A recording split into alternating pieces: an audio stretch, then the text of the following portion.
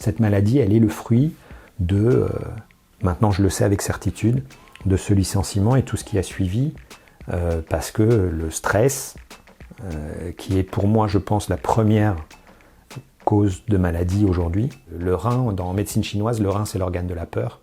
Et moi j'ai eu peur pendant plusieurs années, 24 heures sur 24. Donc c'est normal que ça se traduise de cette façon-là.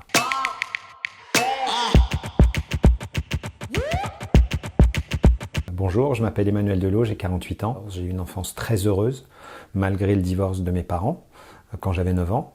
Mais que j'ai plutôt bien vécu. J'ai été élevé principalement par des femmes, enfin, forte présence féminine, notamment ma grand-mère maternelle et ma maman, bien sûr, qui m'a donné certainement une notion des choses dans la vie un petit peu différente qu'un homme classique, je pense. Une vie pour les vacances en Espagne et pour la vie normale, on va dire, plutôt parisienne. J'étais plutôt un bon élève, jusqu'en 6e. Après, ça c'est un petit peu compliqué, je ne sais pas pourquoi. Mais en fait, j'avais l'impression de ne pas rentrer dans ce cadre en fait, qu'on voulait m'imposer.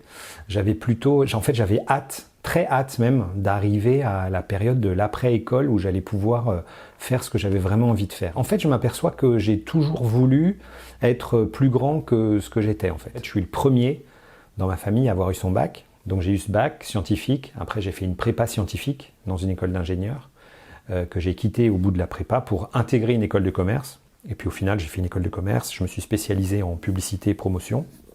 Et mon mémoire de fin d'études a été un projet de création d'entreprise parce que j'ai toujours porté en moi, j'ai toujours été admiratif des grands patrons, des entrepreneurs, de ces gens-là qui avaient une vie, je les voyais diriger des entreprises.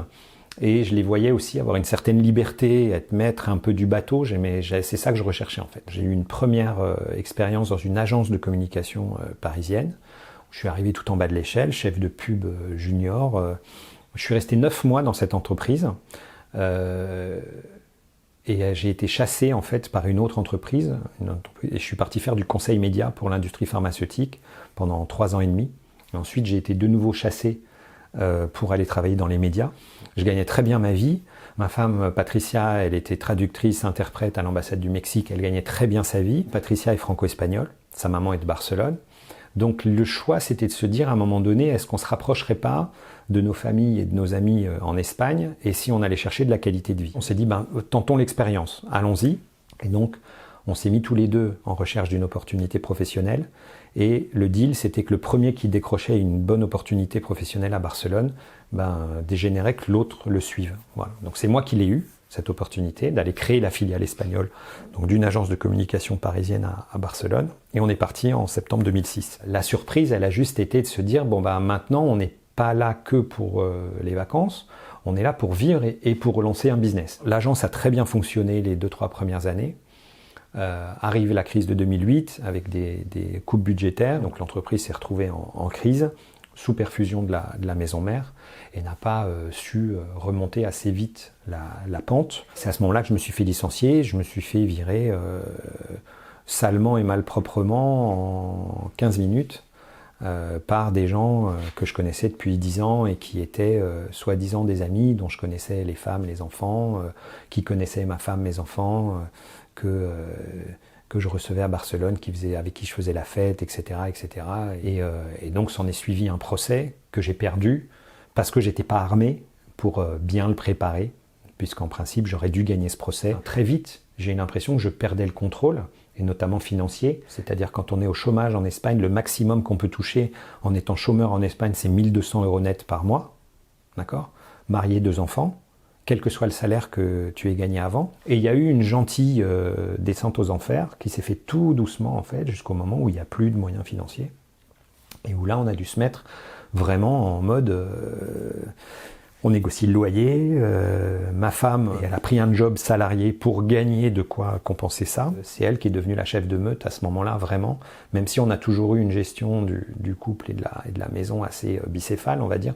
Mais elle a repris ça en main. Elle m'a laissé faire ma bonne dépression de mon côté. Et elle a bien vu que de toute façon, il fallait que quelqu'un prenne les commandes du bateau. Et c'est ce qu'elle a fait plutôt très bien, en avalant son orgueil et en allant rechercher un boulot. Je faisais plus rien en fait. J'avais plus goût à rien et je faisais plus rien. Et tant qu'on ne décide pas soit de changer, on n'arrive à rien, jusqu'au moment où il y a eu une prise de conscience. J'ai pas eu un électrochoc ou quelque chose, mais à un moment donné, je me suis aperçu qu'il n'y avait aucune raison que ça ne reparte pas et dans de bonnes conditions, parce que j'avais autour de moi de l'amour, et puis du soutien, et voilà. Donc à un moment donné, il y a eu un déclic qui s'est fait. J'ai commencé à développer quelques activités dont j'avais la connaissance, les fournisseurs et peut-être parfois les clients liés à mes anciennes activités, des choses qui étaient facilement réactivables, et de se dire que c'est toujours mieux de gagner 1 que 0. Ça a été un redépart à 0 vraiment, c'est-à-dire qu'on n'avait plus rien du tout financièrement. Je me suis remis sur le marché du travail, j'ai failli aller travailler dans le luxe, c'est allé très très loin sur un process où je suis arrivé en total outsider, mais il y a eu une vraie connexion avec le recruteur. Et au final, ça s'est pas fait. Mais ça m'a remonté le moral énormément parce que j'ai vu, il y a eu vraiment un après ce moment-là, parce que je me suis dit, j'intéresse ces gens-là. Donc c'est là où je me suis mis un coup de pied aux fesses supplémentaire pour continuer mes activités.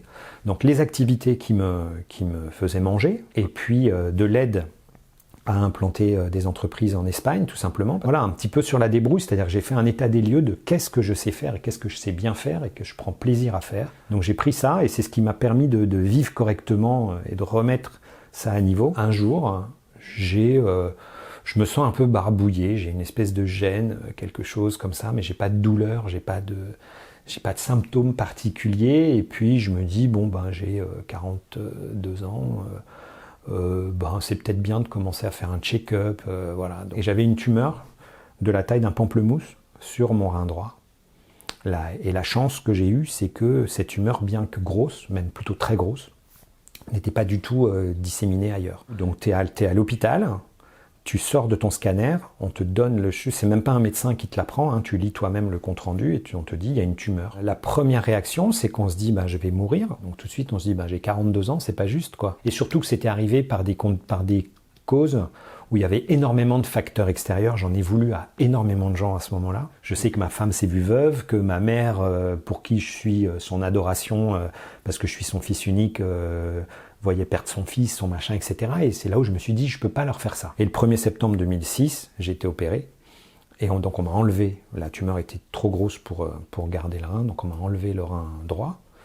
Donc je n'ai plus qu'un seul rein, le rein gauche, mais qui se porte à merveille, qui a pris la taille des 2 reins maintenant et qui fonctionne aussi bien que si j'avais 2 reins. Et dans mon malheur, j'ai eu beaucoup de chance parce que je n'ai pas eu de traitement, j'ai pas eu de chimio, je suis resté 3 jours à l'hôpital, mais il y a eu quand même un avant et un après où je me suis dit, il faut se reprendre en main. Ce qui était très déstabilisant, c'est que c'est arrivé à un moment où tout commençait à aller bien. Et puis j'ai un ami à l'époque à qui je dis, qui prend de mes nouvelles, et il me conseille un livre, qui est un livre de développement personnel, qui est le premier que j'ai lu, qui s'appelle La Clé. Et puis en lisant le livre, je ne pouvais pas m'empêcher de faire des parallèles avec ce qui m'arrivait.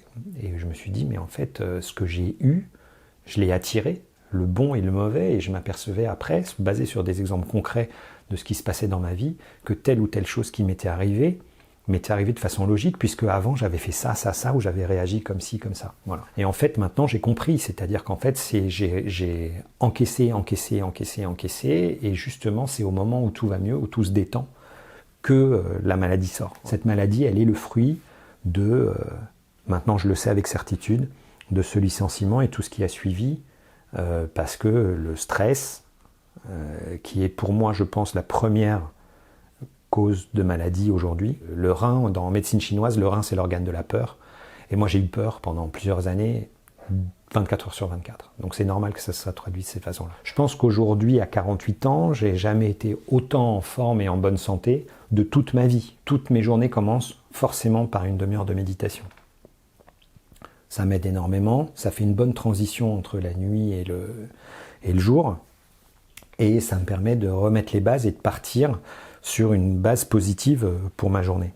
Donc ça, c'est hyper important pour moi. C'est pas le fait de partir vivre en Espagne qui a fait que j'ai eu cette maladie, qui a eu cette épreuve. Et j'aurais certainement ou peut-être pas monté ma boîte si j'étais resté à Paris. Voilà. Donc je regrette absolument pas, au contraire. Je pense que tout ce que j'ai eu l'opportunité de faire, et notamment le développement de la Peña, qui finalement est quelque chose qui, à la base, n'était pas planifié, n'a jamais été créé pour être un business, je l'aurais certainement pas créé en étant à Paris. Alors la Peña, c'est très simple, si je dois la résumer en une phrase, c'est le club que j'aurais aimé trouver quand je suis arrivé à Barcelone en 2006.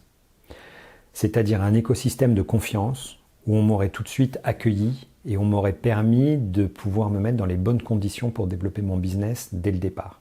Je suis arrivé à Barcelone en 2006, j'avais besoin de lancer un business. Et donc je n'avais jamais fait de business là-bas, donc j'avais besoin d'échanger, partager avec d'autres personnes. Ne trouvant pas ce club idéal, un réflexe d'entrepreneur, on s'est dit, on était 6 copains chefs d'entreprise à faire le même constat, on ne trouve pas le club idéal pour nous, on va le créer nous-mêmes, quoi. Donc on a commencé à faire un déjeuner tous les mois, et puis on a ouvert ça, toujours sur un mode gens sérieux qui se prennent pas trop au sérieux, parce qu'il n'y a jamais eu de plan de carrière pour la Peña en fait. On a structuré cet écosystème en 2015, et aujourd'hui, l'écosystème qui a commencé par un déjeuner à 6 copains chefs d'entreprise en janvier 2008, aujourd'hui c'est un écosystème qui compte à peu près 2500 entrepreneurs dans sa base de données, donc environ 400 sont actifs. Il faut prendre conscience qu'on est le maître à bord, quoi. Tant qu'on a un cerveau qui fonctionne, et qu'on n'a pas de handicap particulier qui nous empêche d'aller d'un point A à un point B, on est totalement libre et maître de faire ce qu'on veut dans la vie.